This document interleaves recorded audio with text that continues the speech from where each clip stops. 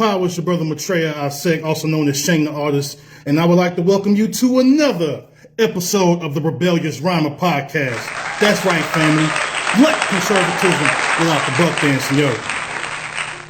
Hope everything's been good. Hope everything's been copacetic with y'all, man. I haven't tapped in a minute, so I decided to go ahead and tap in and do a live here on Facebook.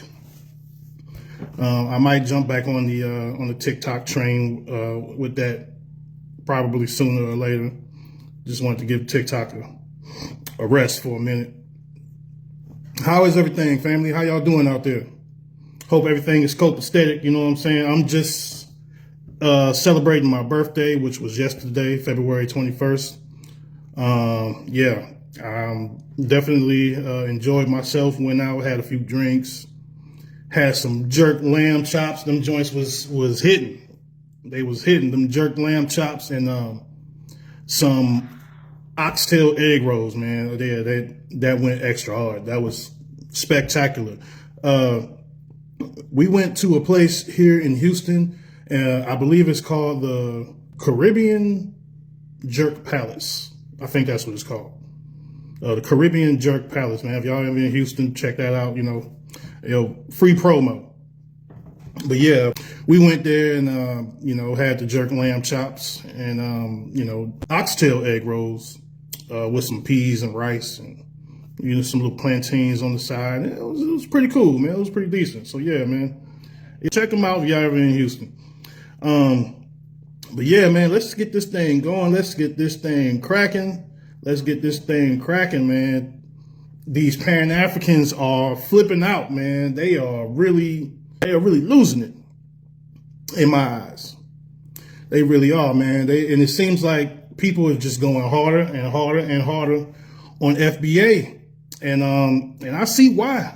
I see, what some of the threats might be to some people. Some people think that we're not being unified, that we're not about unity, and we're about division and separation. These Pan-Africans and these immigrants are getting a lot more aggressive in their attacks. You notice FBA'S, we're not going out there threatening anybody. We're not threatening anybody's life out there. We're not threatening to bomb people and all this crazy stuff. We're not doing that. Peace of power. Brother Eric Randall. So if, this is an open discussion. So if anybody want to come on camera, you just let me know in the comments and we'll do that. But so yeah, like I said, man, these Pan-Africans they're really flipping out, man. I think one of the main issues that I have is that, a lot of them say that they understand where FBA'S are coming from. They just don't like that it's dividing and yada, yada, yada, right? Well, my question is, why is the burden always on us, man? Why is the burden always on Black Americans for this unity? I want to see unity in Africa. I do. I want to see unity in Africa, man. I want to see this tribalism gone. I want to see all this infighting and stuff like that gone, man. I want to see borders in Africa gone. I want to see one united Africa. It don't have to be under one leader. Y'all need to have a certain code, and that code need to be the leader. The same thing that Black Americans are doing. That's what I think is needed. But there is no unity in Africa.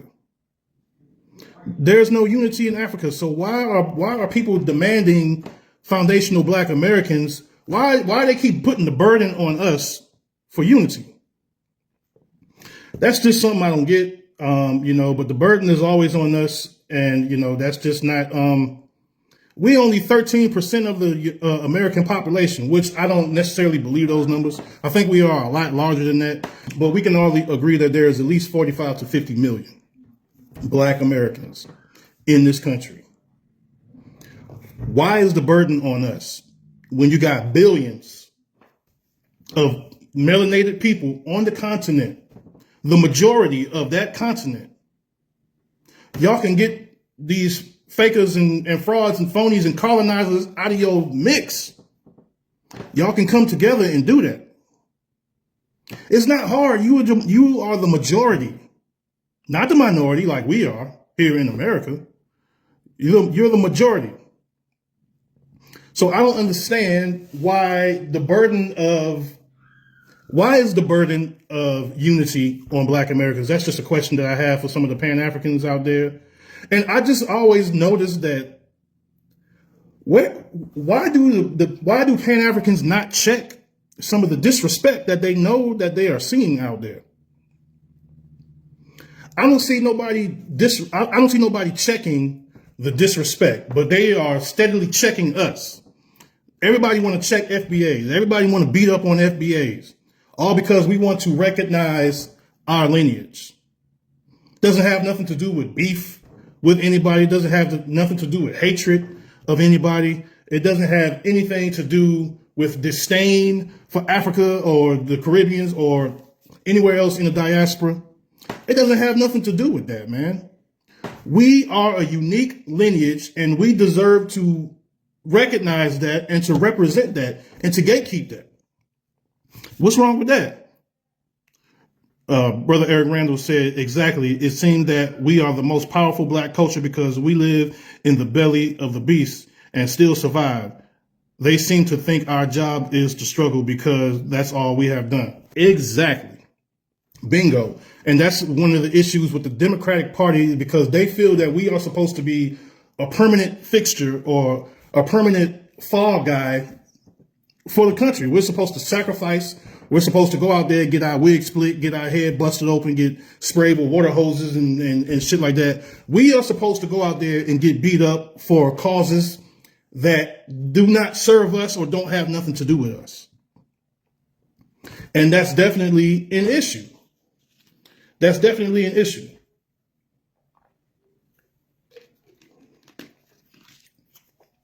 Why do I not see Pan-Africans checking the obviously very public disrespect, the decades of disrespect that they know exists?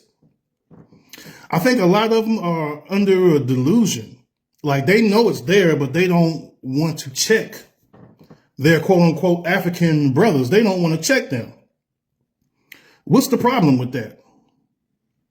Now, I did see Dr. Umar check that one African brother who's been going around doing podcasts.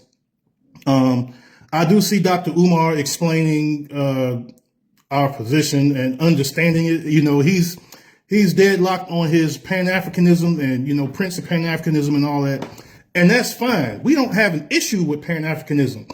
What we do have an issue with is people force feeding us something that when we are saying something different, we are saying respect the delineation.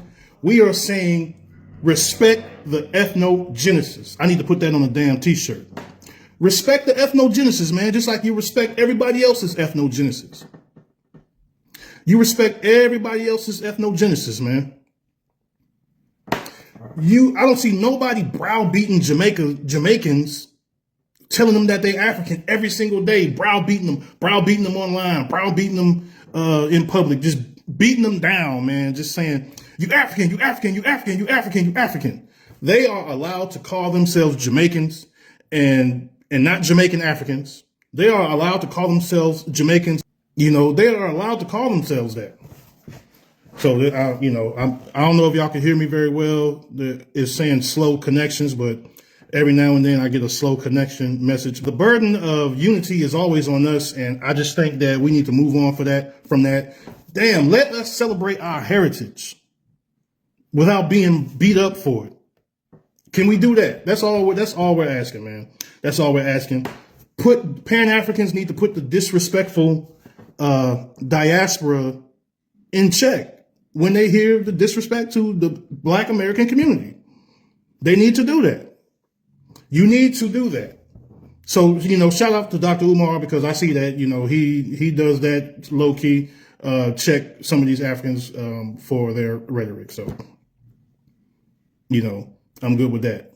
But the burden is not on FBA'S to have unity. The burden is not on us, man. We are only 13% of the population.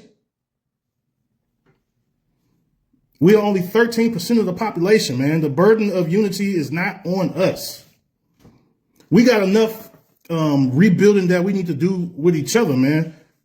After the 400 years of what we've been dealing with, after Jim Crow, after lynchings, after mass incarceration, after the crack epidemic, after all of these systematic targeted issues that were sent directly towards the foundational Black American community.